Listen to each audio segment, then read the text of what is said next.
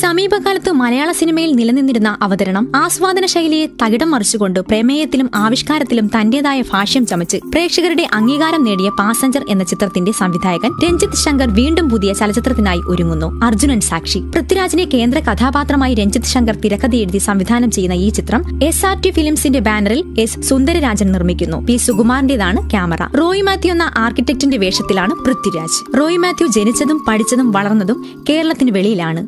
ഇന്ത്യയിലെ മഹാനഗരങ്ങളിലാണ്. വല്ലപ്പോഴുമുള്ള അവധിക്കാല യാത്രകളിൽ മാത്രമാണ് കേരളത്തെക്കുറിച്ച് അയാൾ അറിഞ്ഞിരുന്നത്. ഒരു നിയോഗം പോലെ പുതിയൊരു ജോലിയുമായി അയാൾ കൊച്ചിയിലെത്തുമ്പോൾ മനസ്സിലൊരു ആഗ്രഹമുണ്ടായിരുന്നു കേരളത്തിൽ ജീവിക്കുകയെന്നത്. പക്ഷേ അയാളെ കാത്തിരുന്നത് കത്തുന്ന ഒരു നഗരമായിരുന്നു. മാധ്യമങ്ങളും രാഷ്ട്രീയ ഗുണ്ടകളും ബ്യൂറോക്രസിയും അഴിമതിയും അരങ്ങുവാഴുന്ന ഇന്നത്തെ കേരളം. ഒന്നിനോടും പ്രതികരിക്കാത്ത, എന്തിനേയും സംശയിക്കുന്ന, ഭയക്കുന്ന പുതിയ മലയാളി. ക്യാമ്പസും ഇന്റർനെറ്റും മാത്രം അറിയുന്ന ഒരു നവതലമുറ. ആ മഹാനഗരത്തിന്റെ ബഹളങ്ങൾക്കിടയിൽ ഒരു മനുഷ്യൻ, അർജുനൻ. അയാൾക്ക് റോയിയോടും കേരളത്തോടും പറയാൻ പൂർത്തിയാവാത്ത ഒരു കഥയുണ്ട്.